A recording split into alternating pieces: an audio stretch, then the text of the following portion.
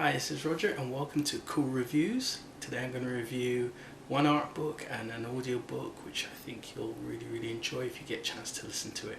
The book I'm going to review first of all is called District 9 and it's based off the film.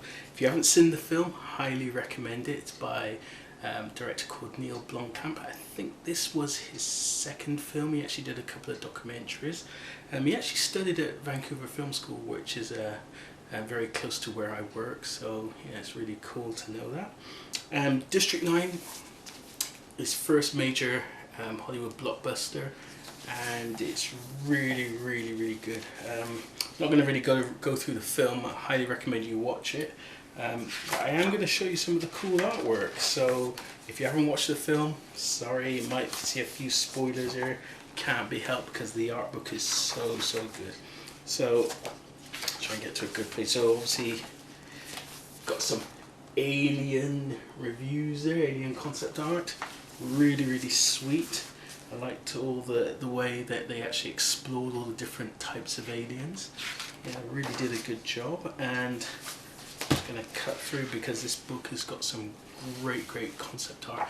It's actually a lot of the art was the art for the films and the props for the films was made down in Weta in New Zealand at Weta Studios, so there's a lot of Weta work in here, and I think the book was obviously made in conjunction with Weta Studios. And the whole look of the aliens is really good.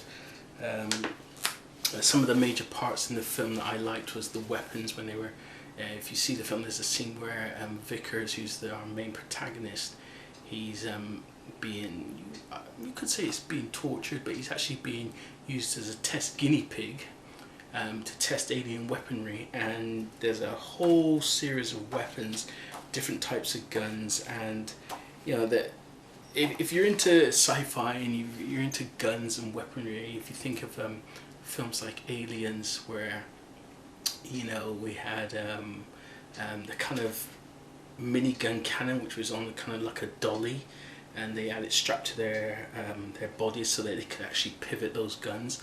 If you think of those weapons, they were very, you'd almost could say that they were very similar to what we'd see in the real world. Obviously the main alien pulse rifle was a little bit more advanced from what we would have seen, and remember Aliens was out in '86. But for District 9, the weapons are completely different. They went in some, there you go, I'm just going to hold it up there. See, they really went in some really different direction, and it really showed through because, remember these things, if you're working on a film set, these are probably made out of fiberglass, plastics, and a little bit of metal, because depending on how long they have to carry it, they might be too heavy, they might have to take breaks. But some of them might be based off real, have real weapon chassis in there for weighting. But they did a good job. The weapons look great, and really enjoyed the effects of the weapons in the film. And it's just great to see all the iterations, all the permutations that they went through in the art book. You get to see a lot more than what was actually in the film, which is really good. And you see, got here, this is kind of interesting. It's called the Organic Retriever. And I don't even know what that does. I'd have to read that in detail, but really good book. And I've built a lot of models, and I've used this as reference, and not just in my art, but in my animations as well. It's a great book. It's a great book. I think I paid something like $25 for this, so it's well worth it. And again, you got environmental suits for the aliens. Very good book. So District 9, and you can pick that up. Yes, it was made with the conjunction with Weta. USA, it's $34.99. So, but awesome book. I actually will be doing a review on the his second film, or his second major film, which was Elysium. I'm just trying to wait to get my hands on that one, but District 9, great book. So that was the book.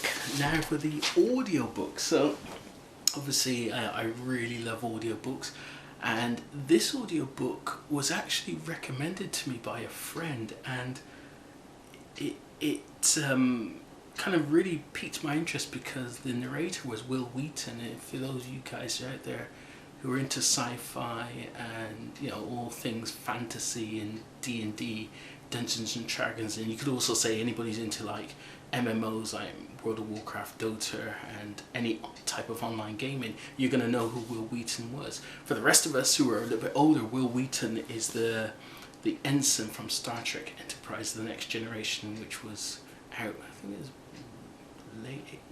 late 80s? Late 80s, I think late 80s, early 90s. But I've seen it so many times on syndication, you can probably pick it up and watch it on the internet. But anyway, he does a great job of narrating, and the book is about, and funny enough, a lot of these sci-fi books, is about a guy who creates you could say it's an online gaming universe. And this gaming universe is so big, it becomes kind of like this all-encompassing, it's almost like the internet, but it's more than the internet, because not only do you do commerce on there, you can actually go to school on there with immersive virtual reality headsets. So you can basically, it's the internet of the future, so everything you do is online through your headset, and your headset is literally your mode of work, your mode of commerce, your mode of communication. All your information comes through your headset. And for what's happened is society has basically retreated in on itself, and nobody really works in the outside world unless you're some kind of delivery person or law enforcement or some kind of maintenance person. You know, for the majority of the people, they work through their headsets onto this immersive internet. And this new system is called the Oasis. The cool thing about the Oasis is, from the day you're born to the day you die, you can literally live without having to interact with people in the real world, which, you know, might be a little bit sad, but for the story it really works. So what we find is the main guy in the story, he's from a kind of a broken home, but you know, you don't feel too sorry for him. He's kind of like your average Joe, and you know, he does pretty well on the Oasis, and he's actually going through high school. He's just trying to finish and graduate and go into college. And what happens is, like with so many of these sci-fi, it's a lot like Demon from the last episode 1. The guy who created the Oasis, he dies. But when he dies, what he does is he sets up a game competition, and he says, basically, I'm going to let someone who wins this game have total control of the internet of the day, which is the Oasis, and all my wealth, which is billions of dollars.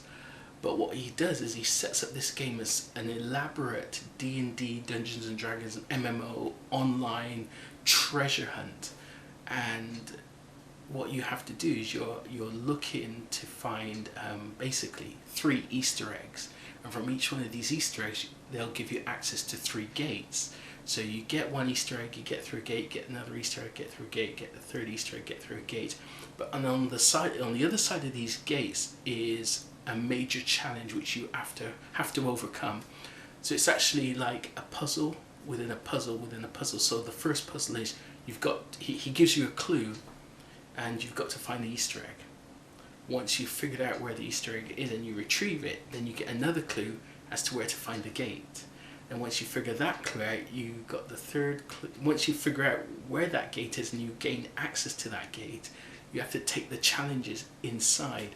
So the story is really, really good. It's really, really deep, and thoroughly enjoyed it. If you're into old classic console games, Dungeons and Dragons, basically most of the things that we would find in pop culture going back to the 1940s is referenced in this story, and it's really, really, really good.